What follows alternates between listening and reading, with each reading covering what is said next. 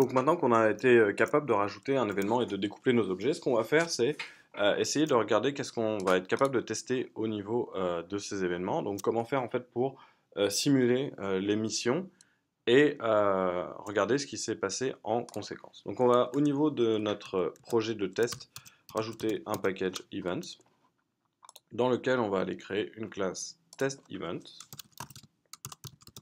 qui va être un petit peu différente. Alors cette fois-ci, ce qu'on va étendre, c'est pas Android test case, c'est en fait un test d'activity avec une instrumentation. Donc on va voir pourquoi on a besoin de faire ça, qui va en fait porter sur un main activity. Donc ici, on va devoir ajouter un constructeur ici. Donc en fait, ça sera toujours le même type d'activité qu'on va tester, qui va être un main activity. .class. Donc qu'est-ce que fait le Activity Instrumentation Test Case? Et ben en fait, il va créer l'activité. Donc il va lancer l'activité. Donc tous les objets qui sont rattachés à l'activité vont être utilisables. Et donc aussi les fonctions de traitement par rapport aux événements. Et donc au niveau de ça, ce qu'on va devoir faire, c'est tout simplement demander dans le setup d'appeler la méthode de setup.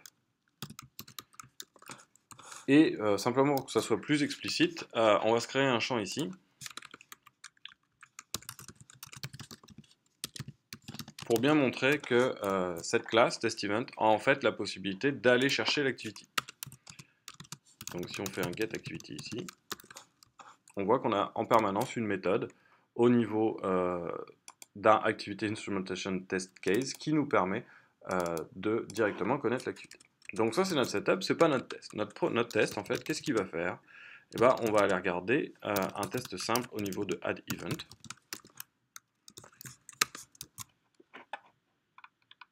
Donc la première chose qu'on va vouloir faire, c'est rouler du code dans le fil d'exécution de l'interface graphique. Donc ça veut dire exactement comme si on était dans un dialogue ou dans une classe d'interface graphique qui a été rattachée au main activity. Et pour ça, il va falloir lui passer un objet runnable dans lequel on va mettre le code qu'on veut exécuter. Alors le code qu'on va vouloir exécuter est relativement simple, on va tout simplement vouloir simuler l'émission d'un événement addEvent. Donc on va aller ici faire un new contact et spécifier que notre contact doit avoir un last name qui est égal à bug, un first name qui va être égal à Jo et un email qui va être égal à jo@bug.com.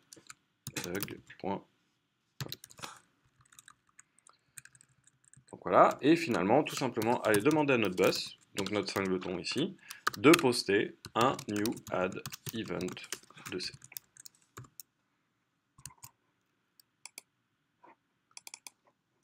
Voilà. Donc qu'est-ce que fait ce code-là? Il va tout simplement lancer l'exécution de ce code-là.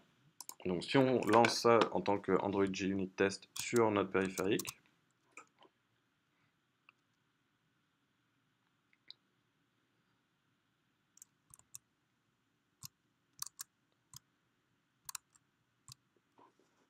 on va avoir notre test qui s'exécute de manière correcte. Alors, un des effets de bord, c'est que comme on joue dans la même BD, on n'a pas spécifié de repository particulier pour nos tests, et bah dans l'application, quand on va la relancer, on va se retrouver avec un contact pour jo@deg.com.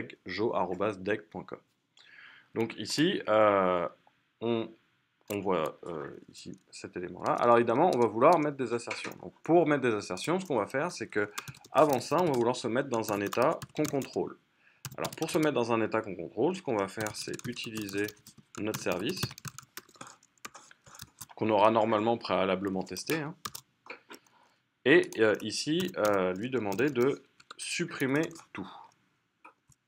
Donc supprimer tout, c'est simplement une méthode qui va enlever tous les objets de notre code, et ensuite on va aller demander à faire un assert equals de s.getAll, c'est-à-dire celui qui envoie tous les objets, et qu'on a bien 0 au départ. Donc là, normalement, on supprime tous les éléments dans notre application à travers le service. Et ensuite, on s'assure que la liste est vide. Ce que ça veut dire, donc on voit notre exécution qui passe ici. Et là, on nous dit, attention, il y a un problème. Alors oui, c'est simplement parce qu'ici, j'ai oublié de dire size. Et donc, je compare une liste vide avec 0. Et ici, ce qu'on va vouloir dire, c'est que maintenant, la liste 2 doit être égale à 1. Alors il y a juste un petit problème, c'est qu'à partir du moment où on roule quelque chose dans un fil d'exécution parallèle, on n'a aucune garantie que l'exécution de ceci est finie avant de commencer le assert equals. Donc pour être sûr que notre programme va attendre, c'est là qu'on va utiliser l'instrumentation. Donc notre classe de test nous permet d'accéder à la méthode getInstrumentation, qui est une méthode qui s'appelle waitForIdleSync. Alors qu'est-ce que fait IdleSync? Elle va tout simplement attendre que tout ce qui est en cours d'exécution dans notre activity achève avant de lancer l'assertion ici. Donc on va vraiment avoir l'exécution de ceci, puis ceci, puis ceci, ce qui n'était pas forcément garanti avec l'utilisation de deux fils d'exécution. Donc on va relancer notre test unitaire ici, après avoir fait la sauvegarde des changements.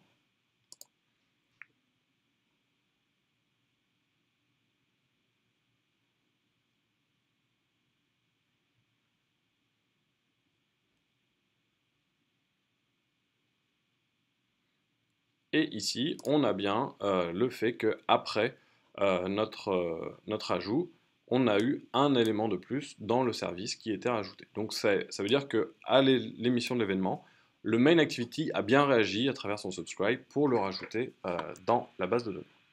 Alors on pourrait faire un certain nombre d'autres tests, comme par exemple enlever ceci. Donc on pourrait faire un deuxième test ici, qu'on va appeler test event no, pour dire qu'on n'a pas émis l'événement. Donc ce test-là, normalement, devrait échouer, puisque l'ajout n'a pas été fait. Et puis, on peut également faire un autre test ici, qui va être un test addEvent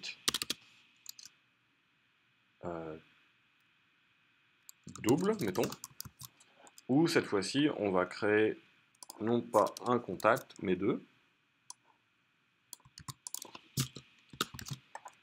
Mais normalement, le deuxième contact aura le même courriel, mais pas le même nom et pas le même prénom. Donc imaginons ici qu'on ait un C2. Donc je vous rappelle la logique, normalement le premier contact devrait être ajouté puisqu'il a l'adresse email originelle, le deuxième ne devrait pas être ajouté puisque son adresse courriel est la même que le premier. Donc normalement ici on devrait avoir un 1.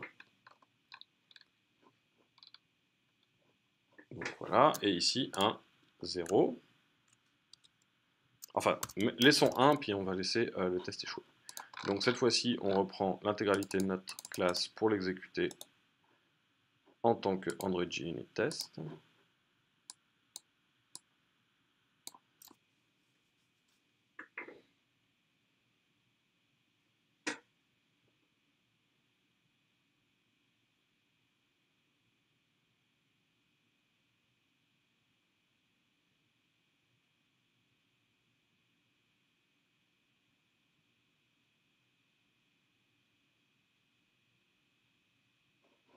Alors, ici, on voit que le test event double n'a pas fonctionné, puisque manifestement... oui, si, en fait... alors, ok. Donc, le no a fonctionné, puisqu'évidemment, ici, comme on n'a rien publié, on s'attendait à avoir 0. Voilà. Et ici, au niveau de l'ajout de ces deux, alors là, par contre, on a un problème, puisque manifestement, il y a eu deux objets qui ont été ajoutés, avec nos deux post add event, alors que normalement, il aurait dû y en avoir qu'un seul. Donc ça, ce que ça nous donne, en fait, c'est des tests de très haut niveau qui nous disent que à un moment donné, on a ajouté un deuxième contact qui avait le même courriel qui ne fonctionnait pas. Donc qu'est-ce que ça nous dirait, ça, au niveau du développement? Ça nous dirait certainement d'aller tester au niveau de contact service la sauvegarde pour s'assurer qu'elle n'est pas redondante. Donc voilà, au niveau pour résumer, où est-ce qu'on est rendu? On a réussi à découpler des objets à travers des événements, mais ce que ça nous a permis aussi, c'était la possibilité de simuler l'injection d'un événement dans l'application et de tester sa réaction. Alors évidemment, ici, au niveau des tests unitaires, ce qu'on a maintenant, c'est des tests qui se situent au niveau de l'activité. Alors on va voir plusieurs choses. Petit 1 sont beaucoup plus lents à exécuter, parce qu'il va falloir instancier l'activité et vérifier que tout fonctionne dessus. Plus complexe également, parce qu'il va falloir exécuter du test sur le fil d'exécution de l'interface graphique. Et on va voir aussi qu'on contrôle beaucoup moins de choses, puisqu'une fois qu'on a lancé un événement, bah, on ne voit plus du tout ce qui se passe en conséquence. Tout ce qu'on va voir, c'est le résultat après.